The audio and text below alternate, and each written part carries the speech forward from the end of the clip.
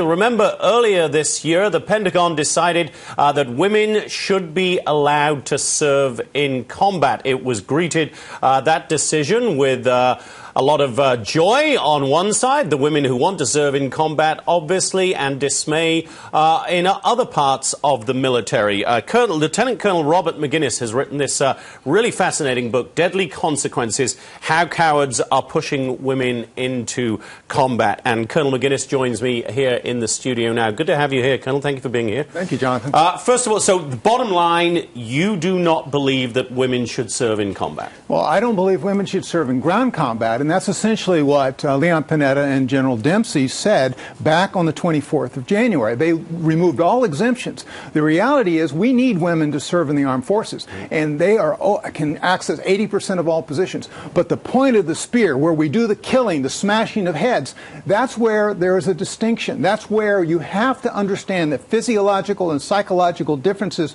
between the sexes that every mom and dad in America understand. That's what has to take place here. You don't believe that a woman who wants to do it is trained to do it in the same way that a guy standing next to her wants to do it and is trained to do it?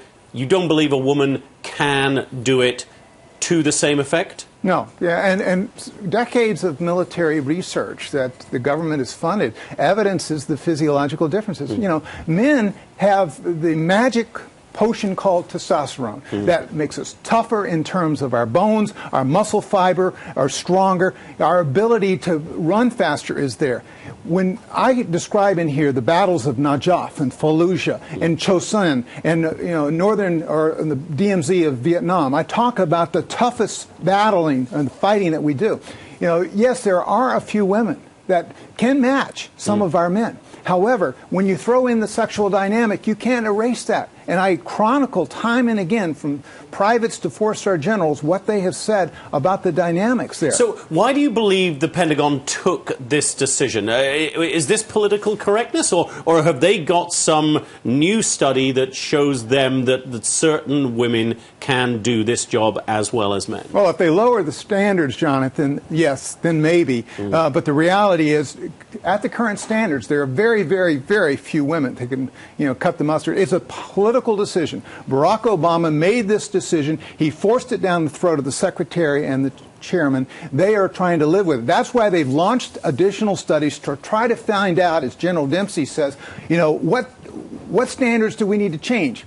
We don't need to change standards. We have a very good military today, a military that's battle-proven. What we need to do is to recruit those that are going to be at the point of the spear. We need plenty of women. We have 204,000 young women today that are serving and serving very well. Some have demonstrated gallantry on the battlefield as a result of contact with the enemy. However, to have them going and pretending that they're going to smash heads and they're going to kill people at close range and they're going to wrestle the enemy in a death struggle to the ground is not the way America ought to go. And yet, you're not hearing that from the members of Congress who haven't had a hearing on this across the armed services for 34 years, or in the Senate for more than 22 years. It's time we consider this as a nation.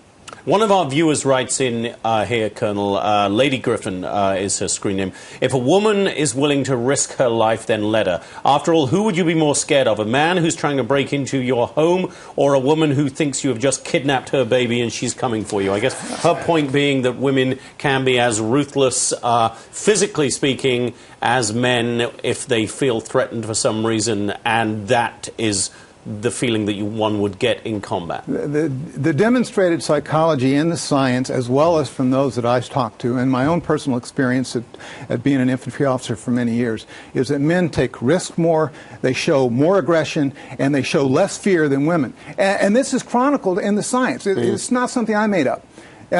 Given that, that's the type of person we recruit into the infantry, and we want to control that. One of the bad things about, reality is that 90% of the offenders, the murderers in this country, guess what? They're men. Right. And they're young men.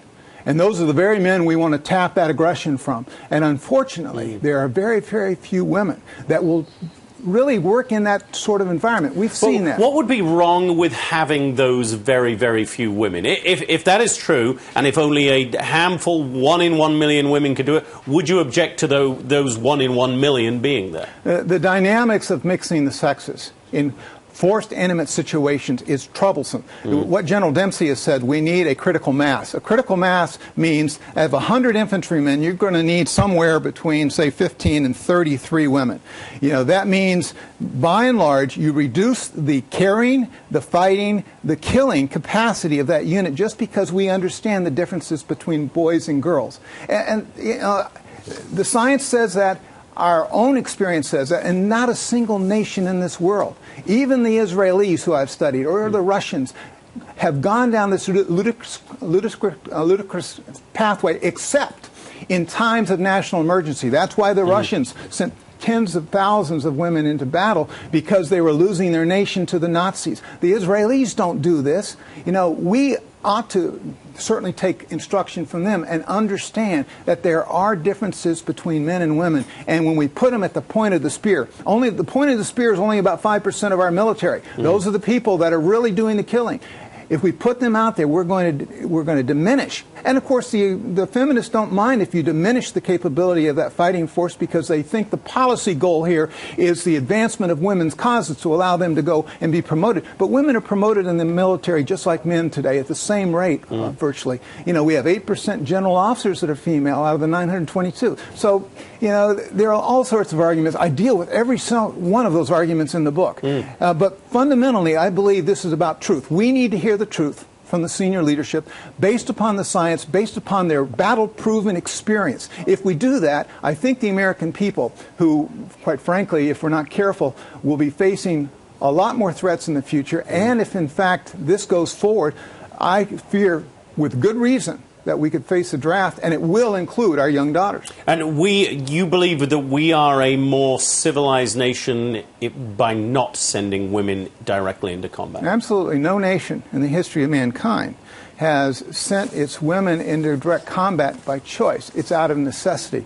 Why in the world would we want our wives, our daughters, and our mothers to go into battle before our young men? We have plenty of young men that can do this. They're better qualified physiologically and psychologically, as the science demonstrates. Why would we embrace that viewpoint? All right. Lieutenant Colonel Robert Maginnis, it's a fascinating read, and thank you so much for being here to argue your points today. This is the book, Deadly Consequences. There it is on the screen.